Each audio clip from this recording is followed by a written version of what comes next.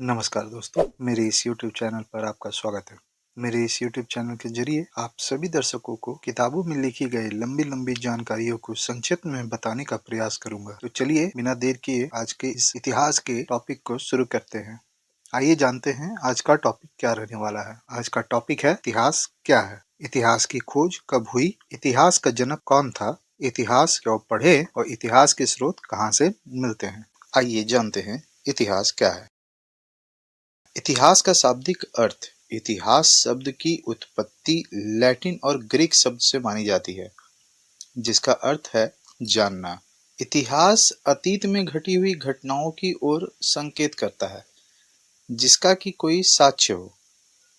वहीं इतिहास के अंतर्गत हम जिन चीजों के बारे में अध्ययन करते हैं, उसमें अब तक की घटित घटनाओं या उससे संबंधित घटनाओं का कार्यक्रम अनुसार वर्णन किया जाता है। जैसे कि अगर अतीत में कुछ भी घटा हो तो उसको किसी साक्ष्य के रूप में जाना जाए, जिसको कहीं लिखित रूप में मिले, जिस चीज का कोई प्रमाण मिले, वही इतिहास कहलाता है। इतिहास की खोज कब हुई? इतिहास को किसी ने नहीं खोजा। जब इंसान को भूतकाल यानी कि बीते हुए समय की घटनाओं को जुबानी तौर पर याद रखने में कठिनाई होने लगी, तब उसको लिपिबद्ध करना शुरू किया गया। यहाँ लिपिबद्ध करने का अर्थ होता है लिख कर रखें। कुछ विवेकशील व्यक्तियों ने इसे तारीख और समय के साथ लिखना शुरू किया। वही आजकल का प्रामाणिक इतिहास कहलाता है। जिन लोगों ने भी इसको लिखकर डेट वाइज और टाइम के वाइज लिखना शुरू कर दिया, उसी को आजकल के हम प्रामाणिक इतिहास मानते हैं। इतिहास का जनक कौन था? इतिहास के जनक हम लोग हेरोडोटस को मानते हैं, जो कि एक ग्रीक लेखक थे, जिन्हें इतिहास का पिता कहा जाता है। इन्हें अध्ययन के क्षेत्र में कई आविष्कार किया, जिसे आज हम इतिहास के रूप में भी जानते हैं। वहीं इन्हें हम इतिहास के पिता के रूप में इसलिए भी जानते हैं क्योंकि वह पहले व्यक्ति थे जिन्होंने घटित घटनाओं को व्यवस्थित रूप से दर्ज करना शुरू किया। वहीं यह पहले इतिहासकार भी थे जिनका जन्म 494 ईसा पूर्व फारसी साम्राज्य में हुआ था।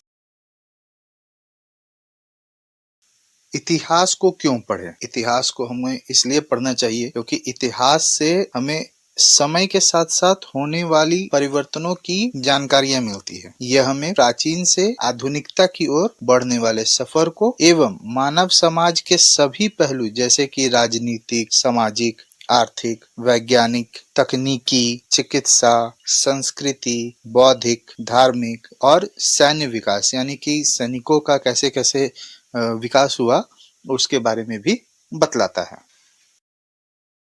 इतिहास के स्रोत कहाँ से मिलते हैं? मतलब इतिहास के बारे में हमें ज्यादातर किन चीजों से पता चलता है, स्रोत हम उसी को कहते हैं। इतिहासकारों द्वारा प्राचीन भारतीय इतिहास के स्रोत को 4 तरह से बांटा गया है। पहला है पुरातात्विक स्रोत, दूसरा है साहित्यिक स्रोत, तीसरा है विदेशी विवरण, चौथा है जनजातीय गाथाएं। अब चलिए जानते हैं कि पुरातात्विक स्रोत क्या होते हैं। पुरातात्विक स्रोत वैसे स्रोत होते हैं जो लिखित रूप से प्राप्त नहीं होते हैं। यह सबूत होते हैं, जैसे कि किसी चीज का प्रमाण होना, जैसे उत्खनन स्थल, शिलालेख, सिक्के, कलाकृतियां, मूर्तियां, गुफा या उनका चित्र, मानव अवशेष, प्राकृतिक अवशेष, मुद्रा, स्मारक, ग्रंथ, अभिलेख, मिट्टी के बर्तन।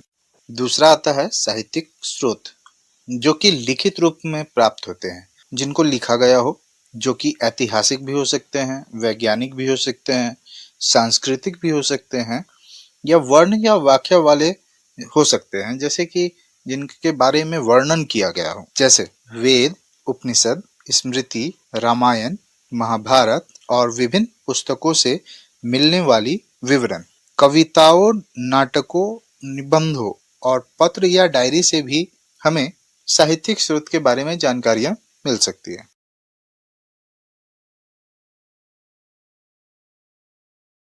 इसके बाद जानेंगे विदेशी विवरण के बारे में। शहरी व्यक्तियों द्वारा भारत की कई जगहों का दौरा किया गया और रिपोर्ट बनाई गई, जिससे कि ऐतिहासिक जानकारियां प्राप्त होती हैं, जिससे हमें सामाजिक, राजनीतिक और आर्थिक स्थितियों के बारे में जानकारी। अगला है जनजातीय गाथाएं।